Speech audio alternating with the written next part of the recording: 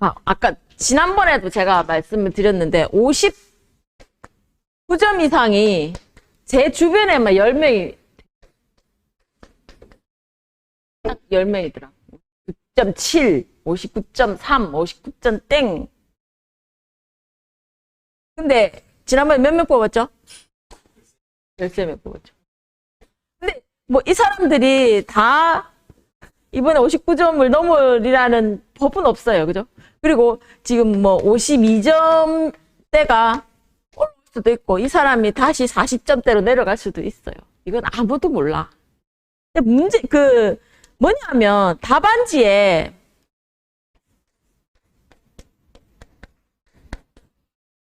퀄리티 QUI 뭐지? AI QUA LI 이거예요? 퀄리티. 그러니까 양보다 질이에요, 질. 그리고 이 퀄리티가 좋아지려면, 이게 좋아지려면 일단 출제자의 제일 중요합니다, 이게. 의도. 뭘 묻고자 하는 건지. 이 문제를 왜 내는 건지. 분명히 이 사람이 한 3명 정도, 3명이랬죠. 출제위원이.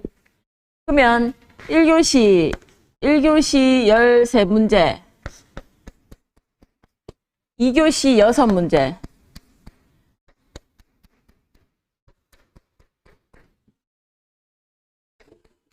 뭐 이렇게 낸다고 치면,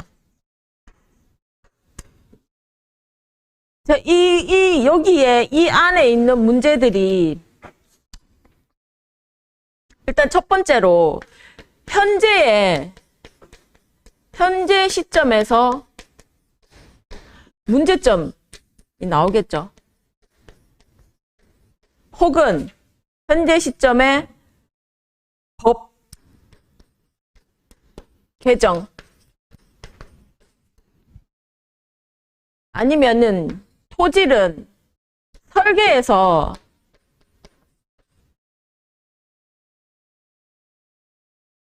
이때까지 우리가 숙제로 안고 왔던 이 문제점이라고 볼 수 있는데 어떤 많은 설계자들이 놓치고 있는 기본 이론 딱 정확하게 떡 떨어지게 안 물어보죠. 저 밑에 깊이까지 알아야만 답을 할 수 있는 문제라고 대부분이. 이 전체를 만약에 투수면 투수, 안밀이면 안밀 이 전체를 알고 딱 쓸 수 있는 답이 아니라고. 그리고 두 번째는 답안에 가릴 때 일단은 이 사람들의 묻는 거는 설계 기본 이론하고 현재 시점이나 뭐 향후 과제 아니면은 맨날 묻는데 하여튼 이게 제일 커요. 기본 이론, 설계는. 토질은 맨날 물어보는데 맨날 엉뚱한 대답하는 것들이 많이 있어. 그리고 현재 시점의 문제점은 현재 이제 사고가 많이 나는 것들. 사고 위주의 싱크홀이 많이 나는 시절이면 싱크홀에 대해서 그리고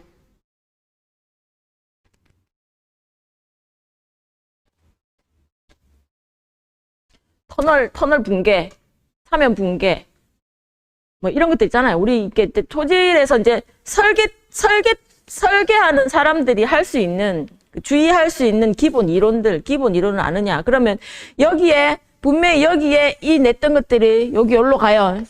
요게 또 여기로 갑니다. 이거를 여기서 끊어서 안 해요. 여기 냈던 거 일로 가고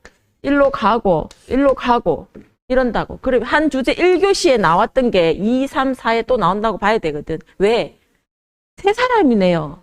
세 사람이 다양한 주제를 막 많이 갖고 가지 않을 거라고요. 분명히 내가 출제를 해도 한 번씩 그러거든요. 1교시 냈던 것도 2교시 또 내고 막 그러거든요.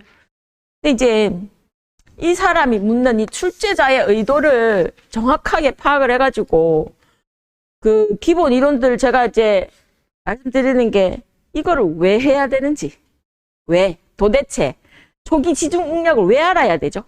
그리고 이 계산 문제를 왜 풀어봐야 돼? 아까 이제 하나만 예로 들면 쌤이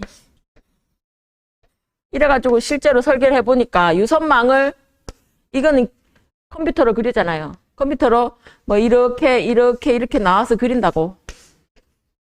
실제로 이거 NDNF 계산해보니까 어때요? 숫자가 나오니까 알겠죠? 이게 이렇게 된다는 거 알겠죠? 이게. 이렇게 그림도 이렇게 그리면. 어쨌든 이렇게 나온다는 걸 알겠죠? 압력이 이렇게 나온다는 걸. 응?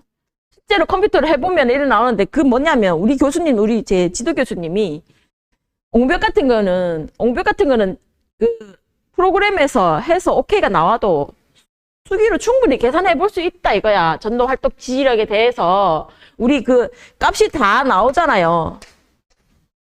요 압축점을 중심으로 활동에 대해서, 전도에 대해, 지지력에 대해서 계산 대충만 해봐도 어느 정도가 나올 텐데 왜 이걸 안 하냐?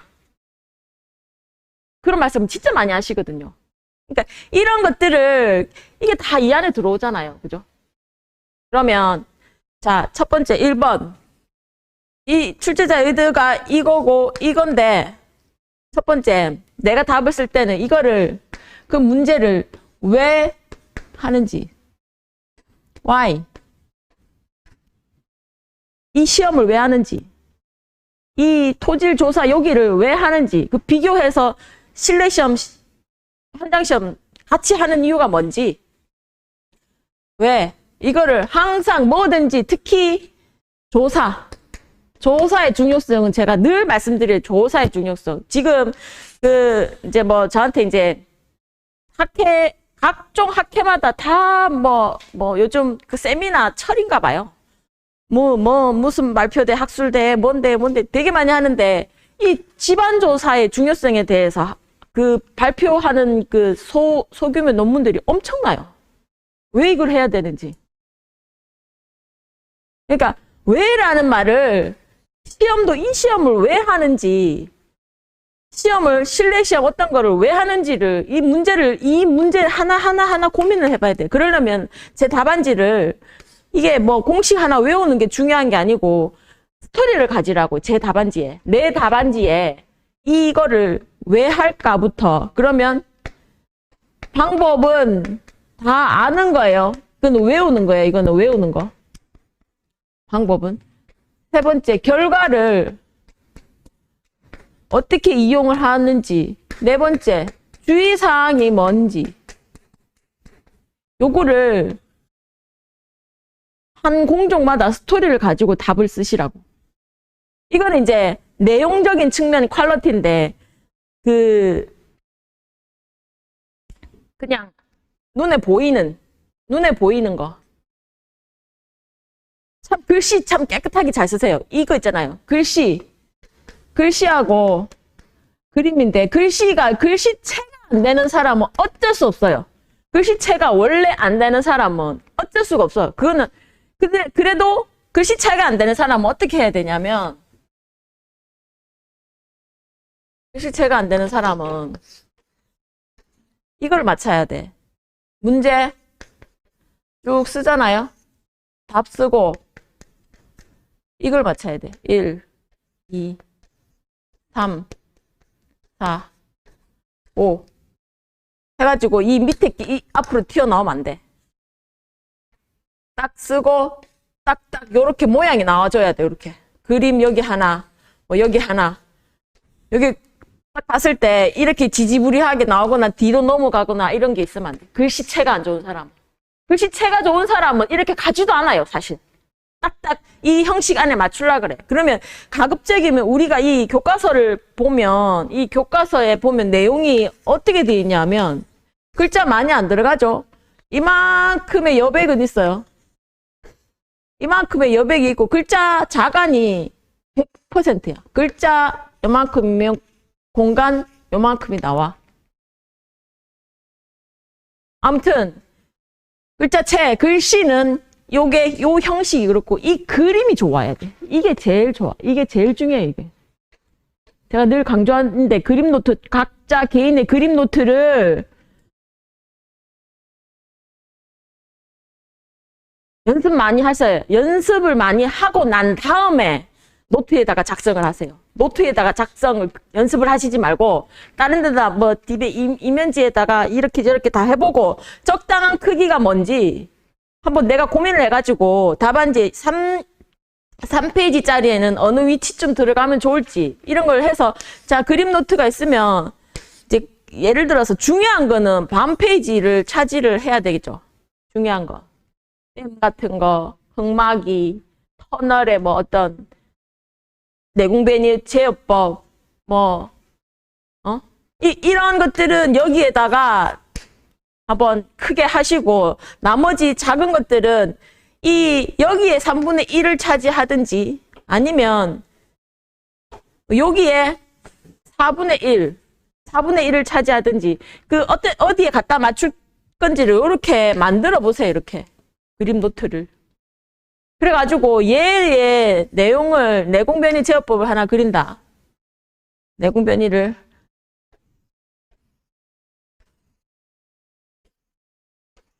여기 간다 했죠?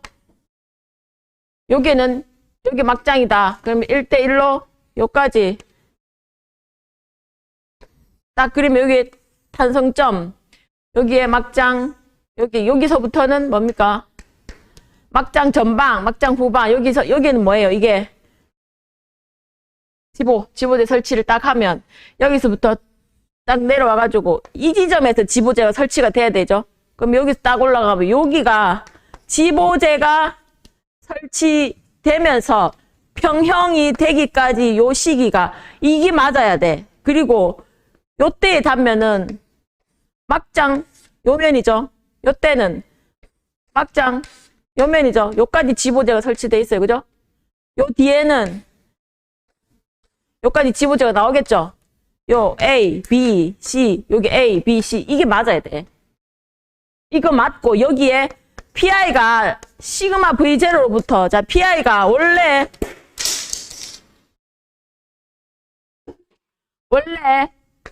집안에 U였어. 있던 게 없어지잖아요. 무로 가잖아요. 그러면은 이게 원래 요 지점이 시그마 V0, 시그마 H0였어요. 요게 이제 시그마 V0였단 말이에요. 이게 이제 굴착을 하면서 시그마 V0가 내압이 점점 시그마 V0 안에 이 받쳐주고 있던 내압이 이제 점점 작아질 거 아니에요. 굴착이 되면서. 요 내려오면서 여기에 어떻게 돼요? 이제 이거 가지고 SCC를 어떻게 이 PS 항목은 올라가죠? 그리고 여기에 안으로 밀려 들어오는 거를 뭐라 그래요? UR이라고 하잖아. 요게 UR이라고. UR 내공 변이가 이만큼 커지는 거. 이거를 한 바닥을 이거하고 연기 짓고 이거하고 연기 지어 가지고 내가 그림을 연결할 수 있어야 돼. 이 모든 공정이 다 그래요. 아까 뭡니까?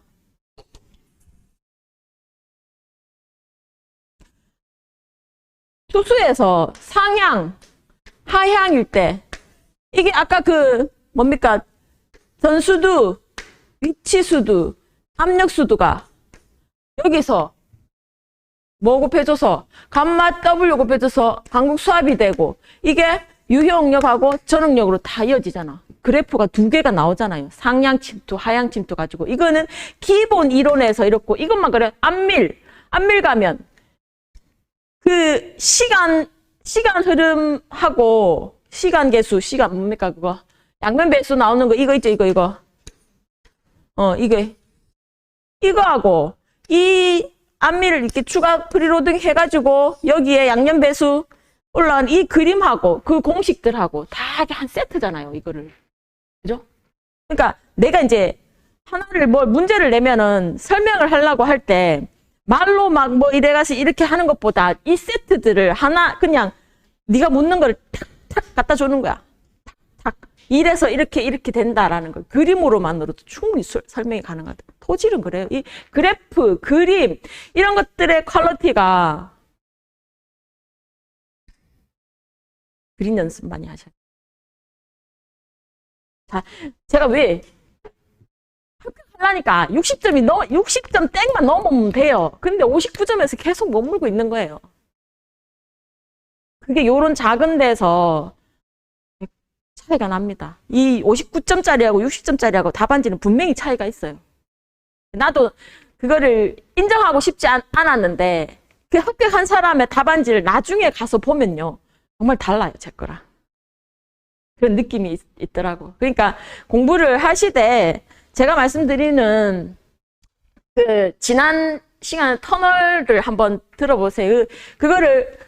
저는 이제 그거를 이제 이해를 시켜주려고 아주 자세한 것까지 다 디테일하게 설명을 드렸는데, 어쨌든 각 공정별로 그 전체적인 스트럭처, 그러니까 한 페이지에, 한 A3장의 한 페이지에, 자, 투수는 어떻게 해서 어떤 종류가 있는데, 이렇게 해서 결론이 나올 거고, 안밀은 이렇게 해서 이렇게 나오는데, 이게 중요해. 여기에서 하나 따가지고 문제가 나오고 여기에서 하나 따가지고 문제가. 저는 강의를 할 때 1에서 2까지를 다 일단은 다 말씀을 드려놓고 그거는 여기에서 이겁니다. 여기서 이겁니다. 이렇게 말씀을 드리잖아요. 그게 나만의 어떤 그 공정에 대한 스트럭처예요. 그걸 가지고 있어요. 전체 나무를 가지고 있어야지 요 열매가 어느 가지에서 나온 열매인지 답을 하더라도, 그러면 이 열매를 가려면은 여기를 거쳐서 이렇게 가야 되는데 여기에 뭐 문제점 있다. 뭐 이렇게 스토리를 가지고 답안지를 써줘야 된다.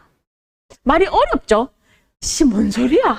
할 거야. 근데 공부를 하시다 보면은 이게 제 말이 감이 와요.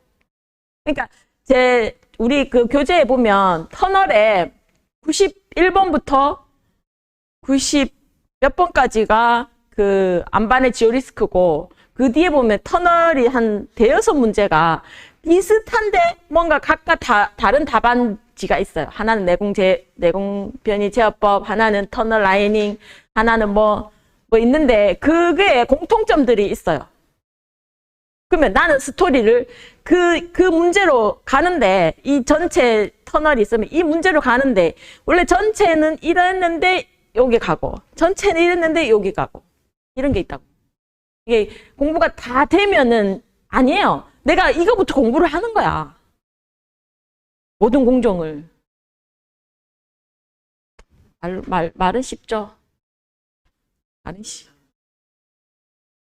그쵸. 근데 이제 이게 우리는 속도전이에요. 이제 빨리 그걸 다 할 시간도 없고, 다른 생활도 해야 되고, 일도 해야 되고. 근데 뭐 언제 그거 다 해요. 그러니까 빨리 할 수 있는 마음, 그림, 형식 맞춰주고, 출제자의 의도, 문제를 뚫어지게 쳐다봐요. 그거는 시험 치면서밖에 할 수가 없어요. 시험 치면서 문제 뚫어지게 쳐다보면, 제가 그 100문제 만든 거는 기출 문제를 가지고, 기출 문제를 저도 많이 읽어봤죠. 기출 문제를 읽어보고 그거에 대한 내용들을 보니까 공통점이 나오더라고. 기출 문제를 쫙 보니까. 공통되는 문제를 100문제를 뽑아보니까 거의 그 바운다리 안에 들어와요. 그것도 이제 100문제도 뭐 어떤 거는 뭐 4페이지, 5페이지짜리 있어요. 제가 일부러 이것저것 찾아가지고 만들어 놓은 것들도 있어요. 제가 시험 합격할 때까지는 그게 참 비밀스러운 노트였는데, 이제 이게 강의를 하면서 제가 정리를 하다 보니까 잘 돼 있는 거예요. 생각보다 내가 했는데. 근데 이제 좀 부족해가지고 다른 것들도 좀 들어가 있기는 한데, 일단은 본인의 강의 노트를 본인만이 알 수 있잖아요. 그죠? 그러면 시험 치기 일주일 전에는 그것만 봐도 되거든요. 난 거기에 맹점이 뭐냐면, 그것만 보면은 나 이거 아는 거네, 이렇게 넘어가는 수가 있어요. 이거 알아. 왜? 내가 익숙했던 거거든. 근데 디테일한 거 잘 기억이 안 날 수가 있어요. 그래서 연습을, 손이 먼저 가게끔 자로 짝짝짝 그어가지고 연습을 하시라는 겁니다. 이거 아까 시험 본 거 내용은 보시고 뒤에 거 안 한 거 좀 할게요. 뒤에 거. 수수에 조금 덜 한 거 있죠. 상향 침투, 하향 침투는 이제 좀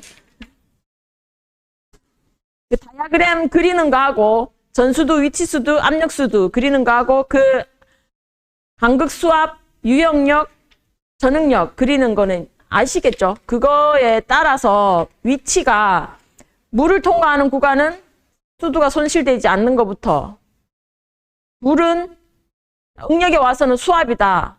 우리 토질에서 그 응력을 지배하는 거는 유효 응력이지 전응력이 아니다. 그 뒤에 보시면은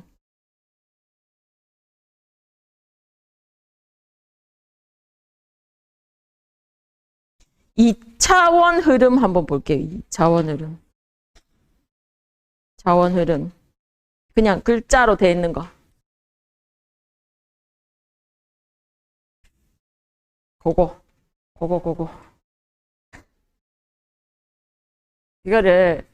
이게 진짜 기본 오브 기본인데, 이거를 다른 어떤 제 교재도 그렇고, 다른 어떤 그 기술사 전문 서적들은 보면은 딱딱 정리해가지고, 뭐, 1번 개요, 뭐, 2번 뭐, 종류, 뭐, 이렇게 나와 있어요. 이렇게 기본을 설명을 해주는 책이 하나도 없어. 이 교수님들 책 말고는. 이거를 10번 읽어보는 게 훨씬 나아요. 왜냐하면 왜 그래 되는지를 몰라. 그것만 가지고는. 한번 읽어볼게요. 이제까지 서술된 투수문제는 1차원 흐름이었다. 한 방향으로만 물이 흐르고 다시의 법칙을 적절히 이용하면 투수 문제를 풀 수 있다. 그러나 지하수 흐름이 2방향 또는 3방향이라면 투수 문제가 간단하지가 않다. 단순히 다시 법칙만으로는 문제가 풀리지 않는다. V 이퀄 KR, 이게 물이 흘러가는 속도는 1차원으로 다시의 법칙이 됐는데,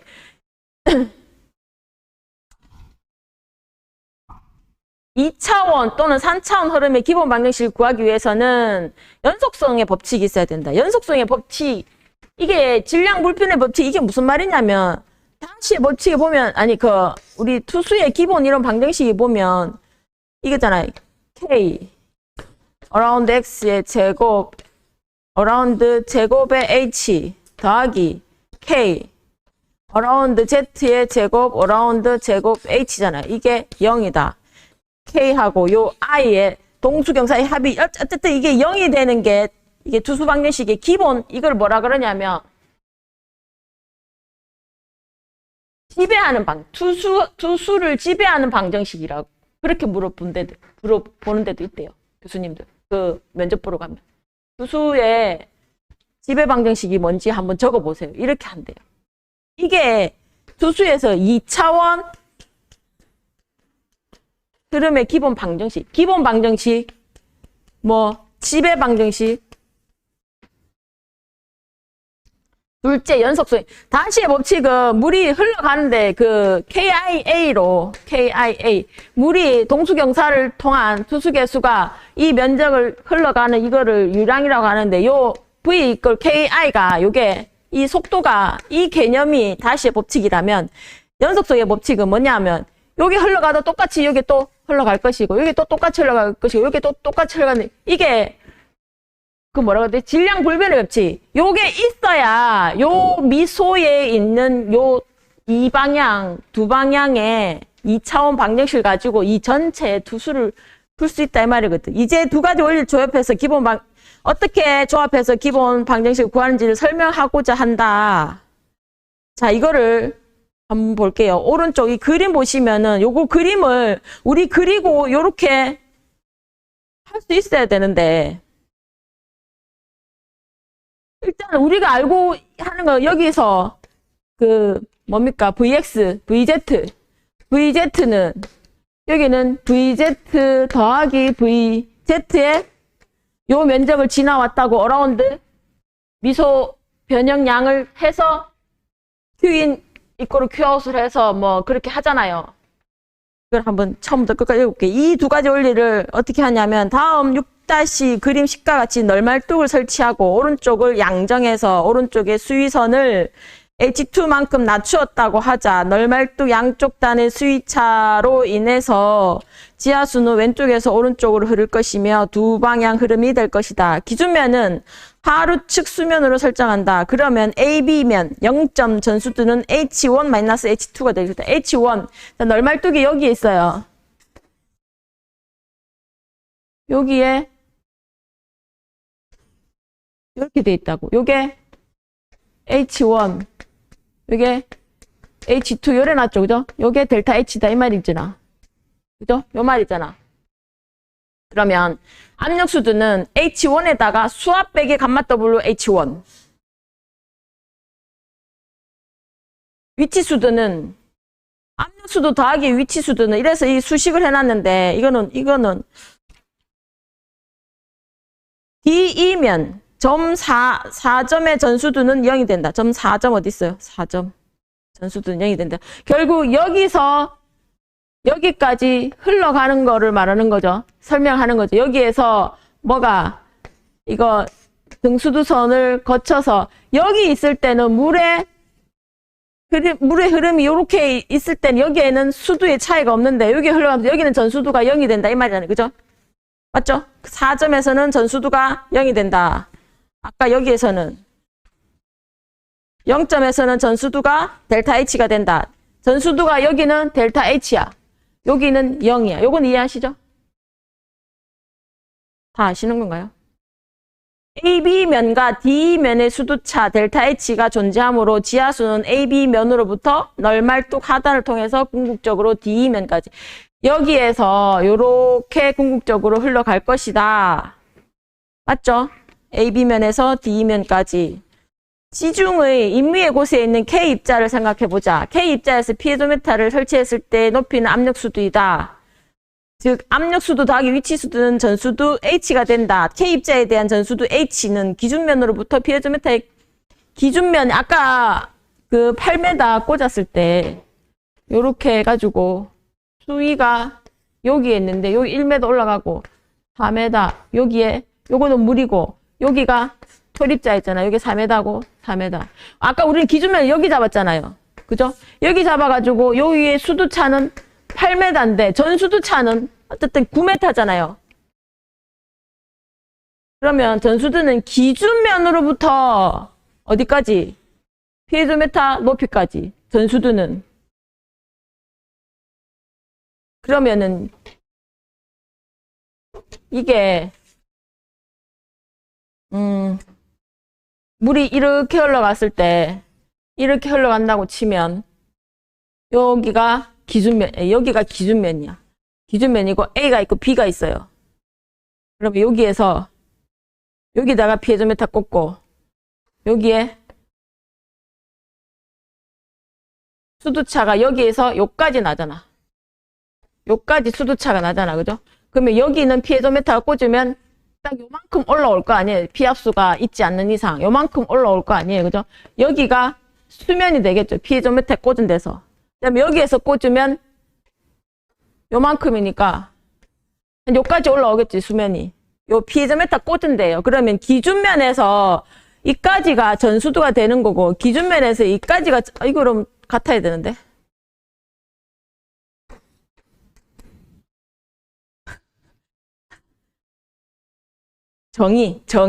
정의를 가지고 전수도는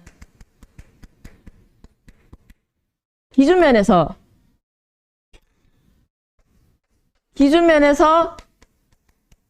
어디까지? 피에조메타까지?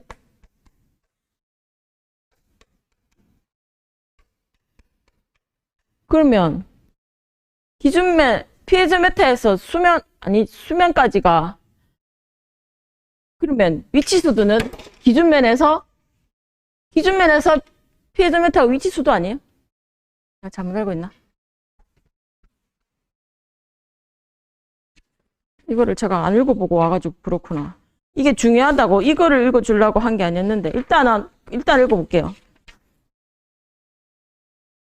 유입량은 QE는 이거와 같고 QOut은 이거와 같다. 이거는 아시니까 넘어갈게요. 다시의 법칙이 적용하고 둘째, 연속성의 법칙. 만일 상류측 수위에서 H1과 하류측 수위 H2가 일정하다면 K 입자에 유입되는 양과 유출되는 양이 같아야 할 것이다. 그러니까 아까 요거 요 미소 면적을 가지고 했지만은 여기서 여기까지가 일정해야 된다는 게 연속성의 법칙이 누구의 법칙?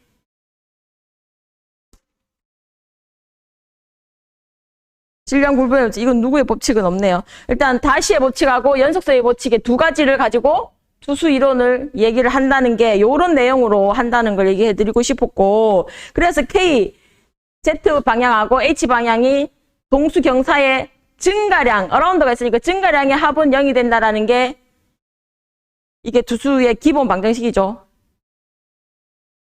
요거 넘어갈게요.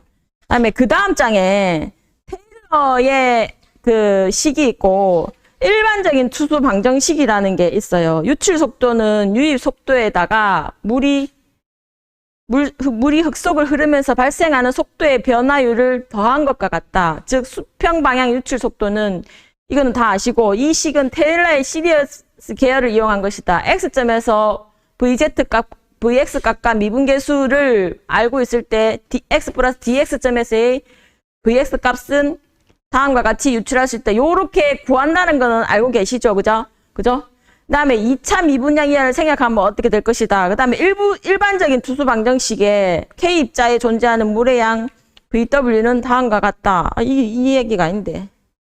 이래 해서 그 뒤에 가면은 E와 S가 모두 일정한 경우 그 다음 182페이지 보면 흙의 구조는 최적 변형도 없고 포화도 100인 경우 S가 1인 경우이므로 6.24식과 같은 정상 상태 흐름. 그렇지. 제가 말씀드리고 싶은 정상 상태하고 아까 얘기한 부정류. 그걸 뭐라 그러죠? 부정류. 전이 흐름. 그죠? E는 변량이고 S는 1로서 일정한 경우 포화된 경우로서 물이 흐름에 따라 최적 변형이 발생하는 경우이다. 계속되는 물의 공급이 없이 물이 빠져나가기만 하는 경우 계속적으로 최적 감소가 일어나면 이를 암밀이라고. 이건 뭐예요? 이게 전이 흐름이고 아까 말한 뭡니까? 부정류죠. 부정류. 물의 흐름이 흙 속의 물의 흐름이 시간이 지날수록 특성이 변하는 거를 뭐라 그러냐. 이거를 암밀이라고 하고 델타 P가 발생되는 그런 원리. 이게 부정류이고 전이 흐름이고 E는 일정하고 S가 변하는 경우 물이 흐르면서 포화도가 계속 변하는 경우이므로 E는 불포화토의 흐름. E와 S가 모두 변하는 것은 이건 좀 복잡한 거라고 했는데 자, 이 값이 아까 처음에 거는 S하고 E하고 S가 모두 일정하단 말이에요. 이건 뭡니까? 정상상 이 값은 간극률이 이 안에 있는 간극률이 변화가 없고 포화도도 변화가 없어요. 이거는 제일 처음에 아까 1교시 했던 거 터널에서 정상 상태 그 유입 그 바운더리를 정했을 때 맨 위에 있는 물이 계속해서 유입되고 있다고 생각을 하고 있고 그 터널에서는 왜 물이 배수가 되니까 터널에서 수압이 0이 되잖아요.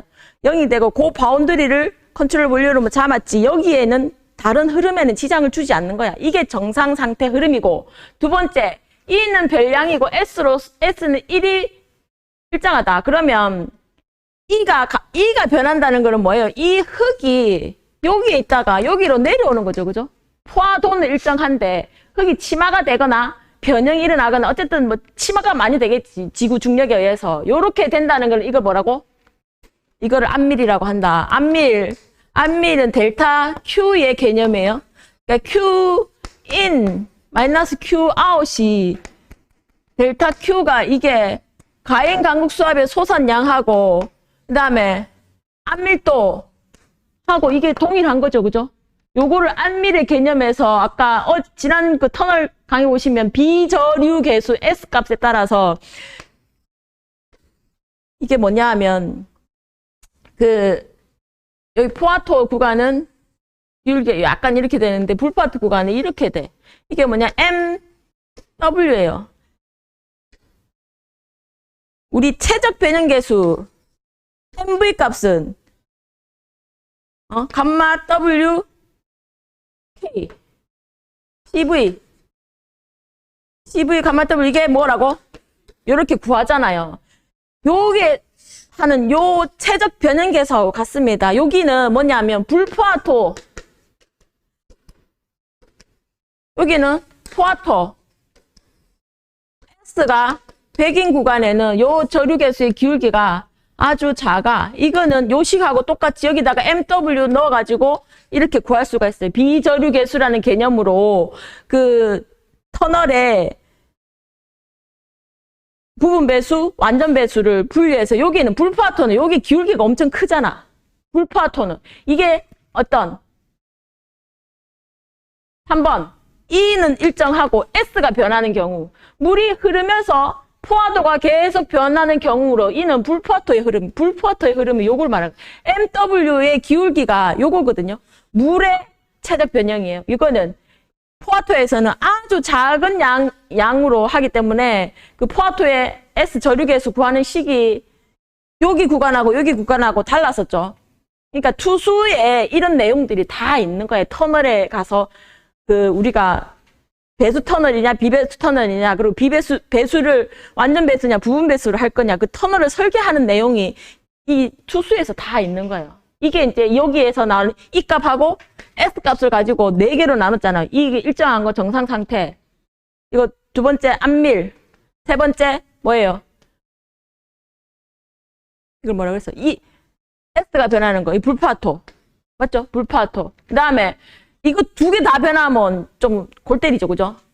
이 값도 변하고 투수 그 포화도도 변하고 이러면은 애가 안밀도 되면서 말라가는 뭐 어떤 그런 게 될 수도 있고 화면에서 뭐 갑자기 포화토가 아니 불포화토가 포화토로 가면서 이 값이 또 없어지는 뭐 그런 경우도 있을 거. 하여튼 흙의 변형도 있으면서 물의 변형도 있는 거. 요걸 요 2개를 가지고 이렇게 4가지로 나눠서 설계하는 개념이 다 다르다.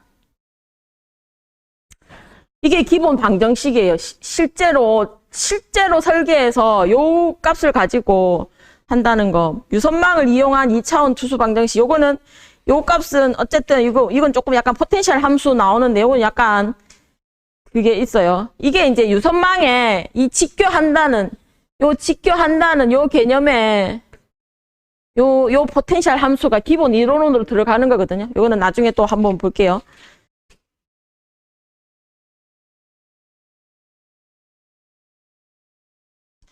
그 다음 84페이지에 유선망의 특성 한번 볼게요. 그림과 같이 유선망을 그릴 수 있는 기본 원리를 이용해서 유선망을 그렸다고 하면 다시 그 위에 그림 그러니까 피에조메타를 꽂았을 때 등수두선이 이렇게 되잖아. 이렇게 되면 불투수층이다 치면 여기에서 꽂은 거랑 이 수위가 다르겠죠. 일로 한 칸씩 요만큼 전수두가 소실이 됐겠죠. 그죠? 요만큼 됐겠죠. 요 한 칸만큼. 요 가면은 요 한 칸 또 지나가면 여기는 또 더 낮을 것이고. 그래서 결국 0까지 간다는 거. 델타 H가 등수두 선만큼 요렇게 지나오면서 결국 0으로 된다는 게 유선망의 특성. 그래야 얘가 직교해야만 되잖아. 그게. 그죠? 정사각형이고 직교해야만 이 이론이 성립이 되는 거야. 그 특성 한번 볼게요. 인접한 두 유선 사이를 흐르는 침투 유량은 어느 유선 사이든 간에 동일하다. 유선 사이의 유량을 델타 Q라고 하면 총 침투 유량은 다음과 같이 N에서 NF까지, 1에서 NF까지. QI가 뭐냐면 그 위에 그림을 보시면 1차원 흐름의 유선망 정수위 시험에서 한번 보세요. 여기 이제 L이 있고 H가 있어요. L은 델타 H겠죠. 기준면을 밑에 아래로 뒀을 때 다공질판을 흙시루를 지나서 물을 아래로 떨어뜨리 이게 뭐냐면 정수위 투수 시험을 하는 그 시험 기구예요. 그러면 그 밑에 그림을 보시면 유선이 있고 등수두선이 있고 H가 있어요. H가 등수두선을 하나 지날 때마다 등수두선이 6개니까 6분의 1H가 작아지고 6분의 2H 한 칸 지나면서 그 이야기거든. 그거를 자 아까 그 유량 구할 때 아까 그 문제를 안 풀었는데 여기에서 어떻게 나오냐면 요게 동수경사 그걸 안 했네. 그죠?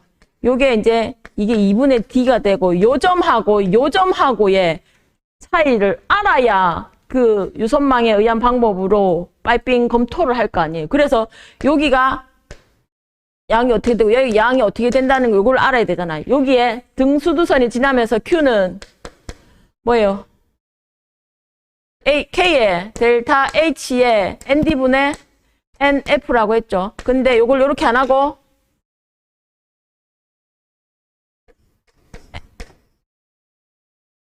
이거 뭡니까? ND 그 등수두 간 거리 그 H를 위에다 두고 NF를 이렇게 곱해뒀지. 왜? NF가 유로죠, 유로. 유로가 저 등수두선을 전체 H를, 델타 H를 전체 등수두선으로 나눠준 다음에, 그 다음에 유로를 곱해줘서 투수계수를 해야, 요게 중요한 거야. 요게 중요해. 이게 누구 이론이라고? 듀피트 포체무라는 사람이 이거를 도식으로 사람이 손으로 그릴 수 있다. 이렇게 그리면은,